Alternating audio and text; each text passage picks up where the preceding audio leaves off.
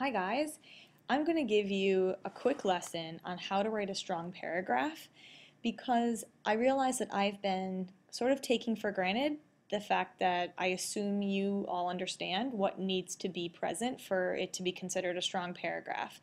And I've been getting some questions from students that make me realize that maybe I shouldn't be assuming that you know that. Sometimes students will ask me, how long does this have to be? How many sentences do I need?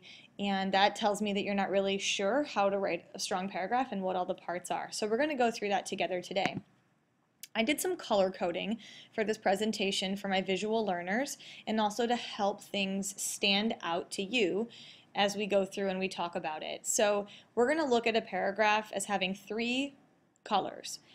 Blue is going to be used for topic sentences and closing sentences. Every paragraph needs to have a topic sentence and a closing sentence. Red is going to be used to show you the specific details and supporting facts that are included. And green are going to be used to show your own analysis, your interpretation, your own thoughts about those facts. So let's start at the beginning, the topic sentence. This is the first thing you're going to write in any paragraph. It tells your reader what your entire paragraph is going to be about. A good topic sentence has to do two things. It has to identify the topic, but it should also say a little bit about what you're going to say about that topic.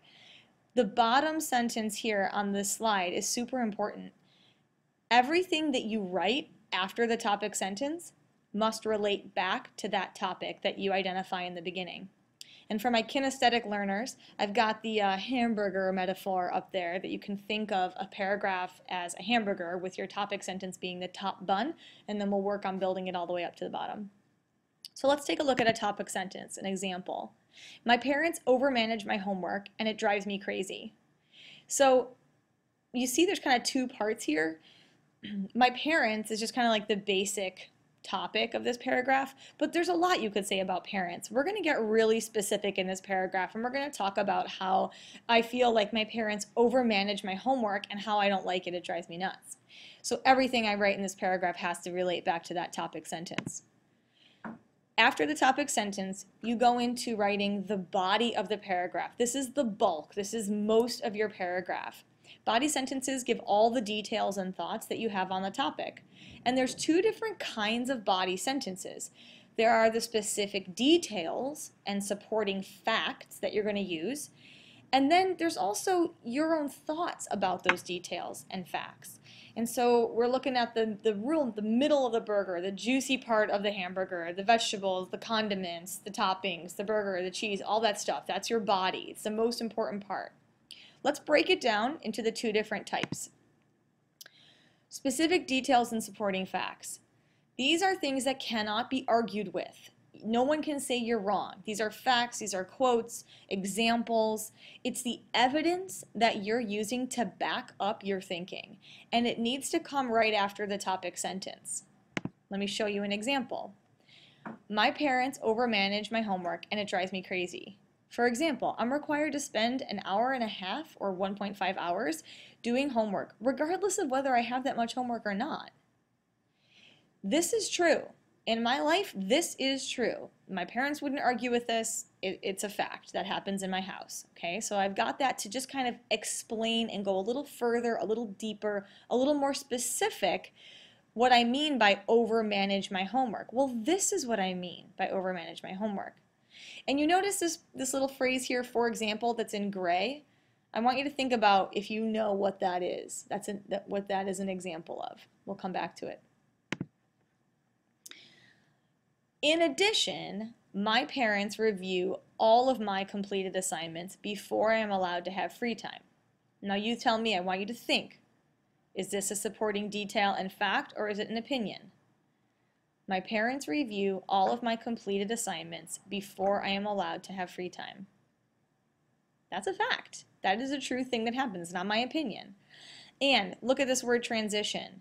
In addition is a transition phrase, just like for example was in the last paragraph, or excuse me, the last slide. Paragraphs should have transition phrases that smoothly guide your reader from one idea to the next. Now we're going to move on and take a look at those thoughts of your own. In addition to the facts and details, you also need to include your own thoughts about those facts and details. That's your own analysis, your interpretation, your opinion, your explanation of those facts. But doesn't it make sense that that would need to come after the supporting facts and details? You're not going to talk about what you think about them until you've already said them. I will tell you this, that this part, your own thoughts, your own analysis, your explanation, your interpretation of these details and facts is the most important part of your paragraph. This is what makes your writing your own and not just a textbook. So here's another example. This shows me that my parents do not trust me to be an independent student. Well, now that's my interpretation of what they're doing. That's not a fact. My parents might disagree with that. But look at this nice transition phrase. This shows me that. That clearly communicates to my reader that I'm about to go in and explain to you what I think about the things that my parents do around homework. As a result, I feel condescended to, which causes frequent arguments during homework time. What do you think? Fact and detail? Or my own interpretation, my own analysis or opinion? Yeah, it's also an opinion. This is how I feel. Now let's take a look at the idea of a chunk. In the body of your paragraph, you need to create a chunk, and a chunk is a combination of supporting details and facts and your own thoughts about those details and facts. They go together. Your paragraph, your goal is to have equal amounts of supporting details and your own thinking about those details. Take a look at my chunk that I just wrote. For example, I'm required to spend 1.5 hours doing homework, regardless of whether I have that much homework or not. In addition, my parents review all of my completed assignments before I'm allowed to have free time. This shows me that my parents do not trust me to be an independent student. As a result, I feel condescended to, which causes frequent arguments during homework time. See the 4 transition phrases that smoothly move you through? Color coding really helps you see that you have enough. I would recommend, if you're not sure if you do chunking, if you do this, color code your paragraphs while you're first figuring out how to do them really well. Make sure you have all these pieces. And this is it. This is the closing sentence. It's the bottom bun of the burger that holds it all together. The last sentence of your paragraph. And what it needs to do is clearly identify the connection between the specific details and interpretation in the body and the idea you put forth in the topic sentence. It is bringing it all back to that topic sentence and making it really solid for your reader. Here's my closing sentence for this paragraph. I wish that my parents would allow me more freedom with my assignments. Think about that. Think about the topic sentence. Take a look at it all together right here. Read it for yourself.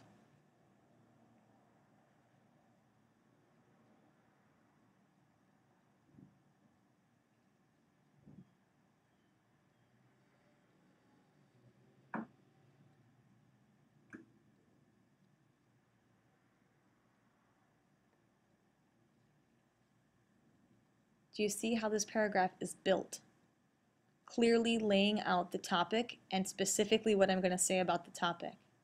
Then I go in and I give 2 pieces of facts, 2 details that explain in more detail, that go deeper into this big overarching general topic sentence. Now I prove it to you.